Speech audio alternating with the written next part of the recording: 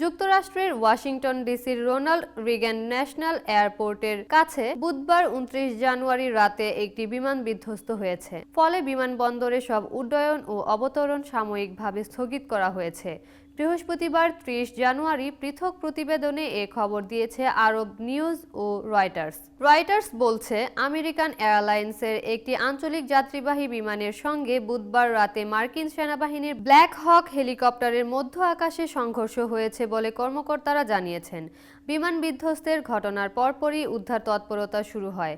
US park police, DC metropolitan police এবং মার্কিন সামরিক বাহিনীর একাধিক হেলিকপ্টার ঘটনাস্থলের উপর চক্কর দিতে দেখা গেছে।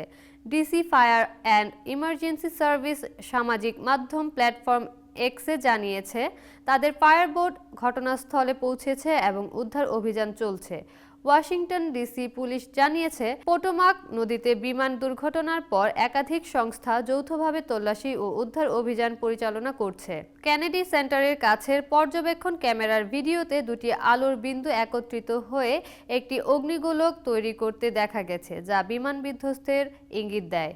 রিগান ন্যাশনাল এয়ারপোর্ট কর্তৃপক্ষ বলছে, এয়ারফিল্ডে একটি বিমান দুর্ঘটনার জন্য জরুরি সংস্থাগুলো প্রতিক্রিয়া জানাচ্ছে। মার্কিন ভাইস প্রেসিডেন্ট জেডি ভ্যান্স সামাজিক মাধ্যম এক্সে জানিয়েছেন, তিনি রিগান বিমানবন্দরের কাছে ঘটে যাওয়া বিমান সংঘর্ষের ঘটনা পর্যবেক্ষণ করেছেন এবং সবার নিরাপত্তার জন্য প্রার্থনা করেছেন।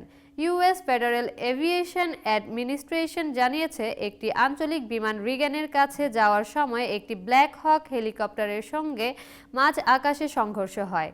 মার্কিন সেনাবাহিনীর একজন কর্মকর্তা নিশ্চিত করেছেন, তাদের একটি হেলিকপ্টার এই দুর্ঘটনায় জড়িত ছিল। পুলিশ বলছে, এই মুহূর্তে হতাহতের নিশ্চিত তথ্য নেই। একাধিক সংস্থা নদীতে অনুসন্ধান ও উদ্ধার অভিযানের কাজ সমন্বয় করছে। এদিকে বিধ্বস্ত হওয়া বিমানে ৬৪ জন